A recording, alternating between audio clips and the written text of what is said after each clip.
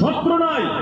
ইমাম আবু হানিফা রাহিমাহুল্লাহ বলছি, বারবার আপনারা শুনতে পাচ্ছেন, ইমাম আবু হানিফা রাহিমাহুল্লাহ আমি শত্রু নয়, ইমাম শাফিঈ রাহিমাহুল্লাহ শত্রু নয়, ইমাম মালিক, ইমাম আহমদ বিন হাম্বল রাহিমাহুল্লাহ শত্রু নয়। তাদের যে কথাগুলো সঠিক সেগুলোকে আমি মানি, যে কথাগুলো ভুল সেই কথাগুলোকে আমি ছেড়ে দিই। ইমাম আবু হানিফা রাহিমাহুল্লাহ বলেছেন আমার তাকলিদ করো না, আমি তাকলিদ করি না। ইমাম আবু হানিফা রাহিমাহুল্লাহ বলেছেন কোরআন তেলাওয়াত করে টাকা নিও না, কোরআন তেলাওয়াত করে টাকা নিও না, ইমামতি করে টাকা নিও না, আযান দিয়ে টাকা নিও না।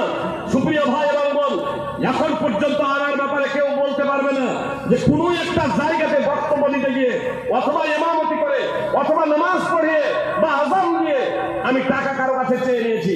ইমামতি করে তো এখন টাকাই নিইনি, নামাজ পড়িয়ে তো টাকাই নিইনি, আযান দিয়ে তো টাকাই নিইনি। বক্তব্য রাখতে গিয়েও এখন পর্যন্ত কেউ বলতে পারবেন না যে ফাইজি সাহেব আমার কাছে 1 টাকা চেয়েছেন। কেউ স্বইচ্ছে দিয়েছেন আলহামদুলিল্লাহ, কেউ না দিয়েছেন তবু আলহামদুলিল্লাহ। তার কারণ নবী রাসূলদের নীতি এবং আদর্শ ছিল ইসলামের প্রচার এবং প্রসার করা। সুপ্রিয় ভাই এবং বোন, আমাদের ওলামায়ে কেরামদের এটাই নীতি হয়, একান্ত কর্তব্য যে আমরা নিরপেক্ষ দৃষ্টিভঙ্গি নিয়ে কোরআন এবং সুন্নাহর কথা মানব জাতির কাছে পরিবেশন করব ইনশাআল্লাহ। সুপ্রিয় ভাই এবং বোন, আল্লাহ তাআলা এখানে সাহাবায়ে কেরামদের প্রসঙ্গে বলছেন। সাহাবায়ে কেরামদের সূরা তাওবা 9 নম্বর সূরা 100 নম্বর আয়াত আল্লাহ তাআলা বলছেন আনসার এবং মুহাজিরদের মধ্যে যারা ঈমান আনয়নে অগ্রগণ্য এবং প্রথম, তারা এবং তাদের যারা একনিষ্ঠতার সাথে অনুসরণ করবে তাদের প্রতি আল্লাহ তাআলা সন্তুষ্ট এবং তারাও আল্লাহ তাআলার প্রতি সন্তুষ্ট। শুধু আনসার এবং মুহাজির সাহাবীদের প্রতি আল্লাহ তাআলা সন্তুষ্ট এমন বলছেন না, তাদের যারা অনুসরণ করবে একনিষ্ঠতার সাথে তাদের প্রতি আল্লাহ সন্তুষ্ট আর তারাও আল্লাহর প্রতি সন্তুষ্ট। আল্লাহ তাদের জন্য এমন জান্নাত প্রস্তুত করে রেখেছেন যার তলদেশে নদী সমূহ প্রবাহিত, সেখানে তারা স্থায়ীভাবে থাকবে। এটাই হচ্ছে মহা সফলতা। সূরা তাওবার 100 নম্বর আয়াত। সুপ্রিয় ভাই এবং বোন, মতভেদ হয়ে যাওয়াটা অস্বাভাবিক নয়, স্বাভাবিক স্বাভাবিক। আল্লাহ রাসূল সাল্লাল্লাহু আলাইহি ওয়াসাল্লাম আমির নিযুক্ত করেছিলেন, আমির নিযুক্ত করেছিলেন এক যুদ্ধে এক সাহাবীকে। সেই যুদ্ধে তিনি কোনো বিষয়ে রেগে যান, ফলে তার অধীনস্থদের যাদের আমির বানিয়েছিলেন আল্লাহ রাসূল সাল্লাল্লাহু আলাইহি ওয়াসাল্লাম, তাদেরকে তিনি বলছেন, অর্থাৎ আমির তার সঙ্গে সাথী যারা আছেন তাদেরকে বলছেন আল্লাহ রাসূল সাল্লাল্লাহু আলাইহি ওয়াসাল্লামকে আমার আনুগত্য তোমাদের বলেননি? বলছে হ্যাঁ বলেছে। তখন তিনি বললেন যে তোমরা কাঠ জড়ো করো। কাঠ জড়ো করলেন, বলছেন আগুন লাগাও। আগুন লাগানো হলো, বলছে এবার আগুনে ঝাঁপ দাও। তারা তাদের মধ্যে মতভেদ সৃষ্টি হলো, সাহাবায়ে কেরামদের মধ্যে মতভেদ সৃষ্টি হলো। কিছু সাহাবায়ে কেরাম বলছেন আল্লাহ রাসূল তো আমিরের আনুগত্য করতে বলেছেন, অতএব আগুনে ঝাঁপ দিতে হবে। আর কিছু সাহাবায়ে কেরাম বলছেন যে না না, আগুন থেকে বাঁচার জন্যই তো আমরা ইসলাম কবুল করেছি। এইভাবে তাদের মতভেদের ফলে আগুন নিভিয়ে যায়, আমিরের রাগও ঠান্ডা হয়ে যায়। আল্লাহ রাসূল সাল্লাল্লাহু আলাইহি ওয়াসাল্লামের কাছে এই বার্তা পৌঁছালে রাসূল সাল্লাল্লাহু আলাইহি ওয়াসাল্লাম বলেছিলেন তাদের প্রসঙ্গে যারা আগুনে ঝাঁপ দেওয়ার মনস্থ করেছিলেন, যদি আমিরের কথা শুনে তোমরা আগুনে ঝাঁপ দিতে তাহলে কিয়ামত পর্যন্ত আগুনেই জ্বলতে থাকতে। আর তা কফি মারো, তার কারণ আনুগত্য হলো কল্যাণের কাজে, আনুগত্য হলো ভালো কাজে, আনুগত্য হলো শরীয়তের কাজে, পাপ কাজে আনুগত্য নেই।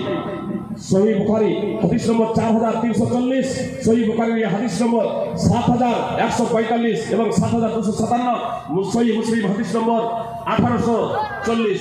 সুপ্রিয় ভাই এবং বোন, এতটা স্পষ্ট হয়ে গেল যে কোন ব্যক্তির আল্লাহ রাসূল সাল্লাল্লাহু আলাইহি ওয়াসাল্লাম ছাড়া কোন ব্যক্তির সমস্ত কথা এবং কর্মকে গ্রহণ করা যাবে না, বরং যে কথা এবং কর্ম কোরআন এবং সুন্নাহর অনুকূল হবে তা গ্রহণ করতে হবে। আল্লাহ বলছেন ইয়া আইয়ুহাল্লাযীনা আমানু আতিউল্লাহ ওয়া আতিউর রাসূলা ওয়া উলিল আমরি মিনকুম ফাইন তানাযাতুম ফি শাইইন ফারুদ্দুহু ইলাল্লাহি ওয়া রাসূলিহি ইন কুনতুম তু'মিনুনা বিল্লাহি ওয়াল ইয়াউমিল আখির।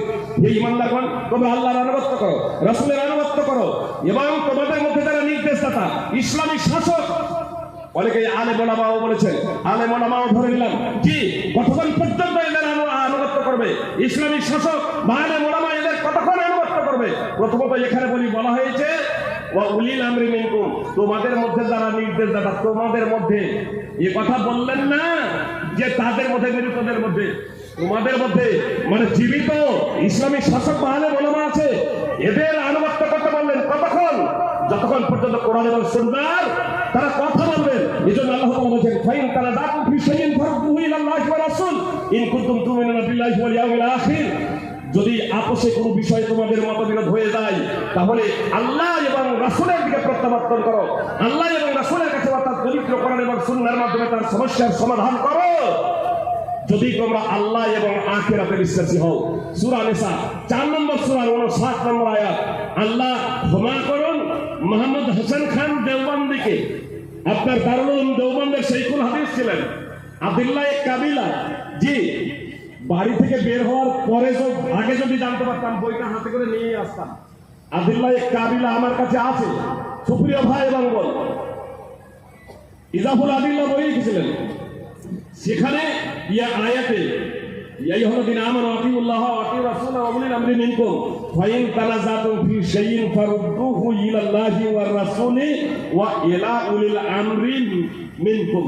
এইটুকু ভরে দিয়েছিলেন, ওয়া ইলা উলিল আমরি মিনকুম, এই জায়গাটা ভরে দিয়েছেন।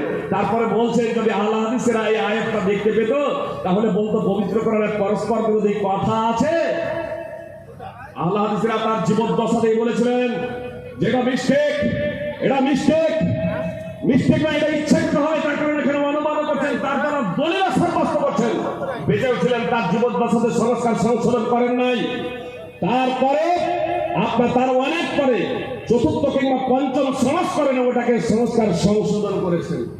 আল্লাহ তাকে ক্ষমা করুন। সুপ্রিয় ভাই বোন, আসলে ইমামের প্রতি অন্ধভক্তি প্রদর্শন করতে গিয়ে কোরআনের আয়াত নিজের পক্ষ থেকে কিছু শব্দ বানিয়ে বাক্য বানিয়ে দিয়ে আল্লাহর নাম দিয়ে চালিয়ে দিয়েছে। সুপ্রিয় ভাই এবং বোন, যে নীতিটা ইহুদি খ্রিস্টানরা অবলম্বন করেছিল, আল্লাহ আমাদের হেফাজত করুন।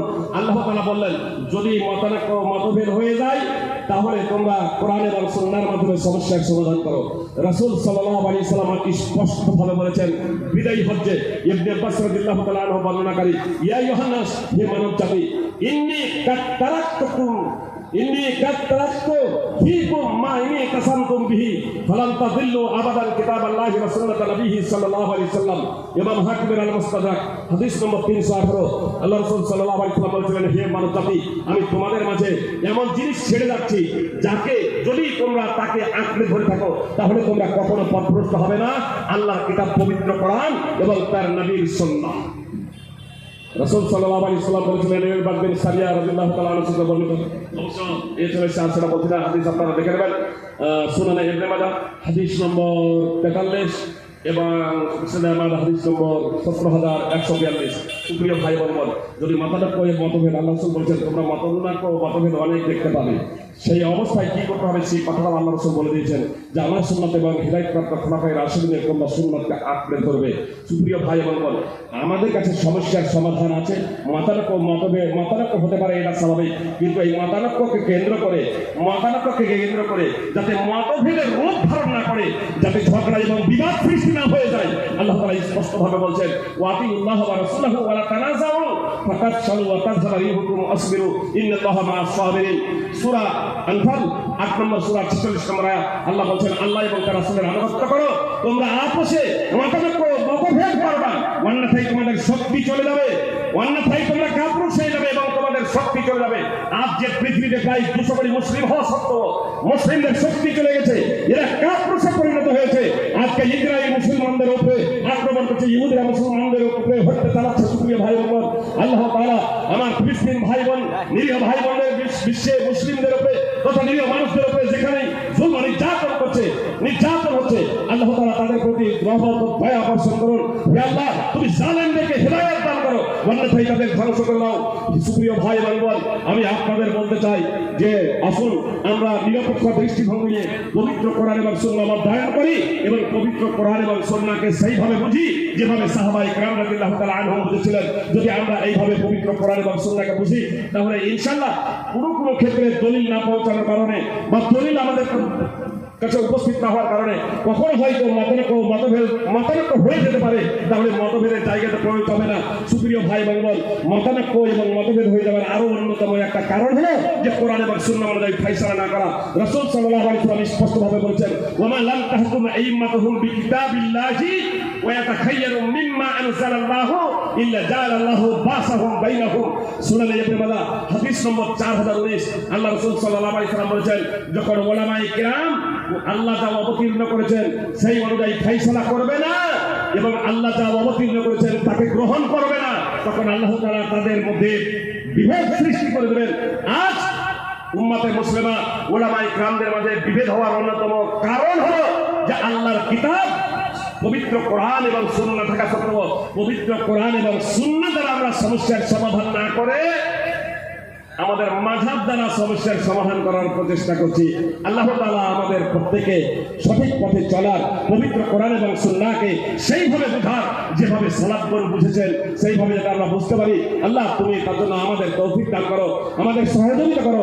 আল্লাহ তুমি আমাদের অতীতের পাপগুলোকে ক্ষমা করে দাও।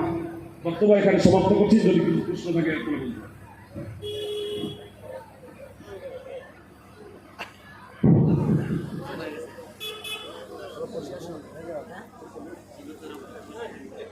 সুপ্রিয় ভাই বলবেন, বক্তা আরো অনেক আছেন ভালো ভালো, এজন্য বলছেন যে টাইম এক্সট্রা, বাস্তবে কি টাইম এক্সট্রা হয়ে এটা বলতে পারি না। এখানে সমাপ্ত করছে, ইনশাল্লাহ হায়াত বাকি তো মোলাকাত বাকি। আসসালামু আলাইকুম ওয়া রাহমাতুল্লাহি ওয়া বারাকাতুহু। ধন্যবাদ কাজী সাহেব, অনেকটাই বক্তৃতা রাখছে। আল্লাহ সাহেব এখন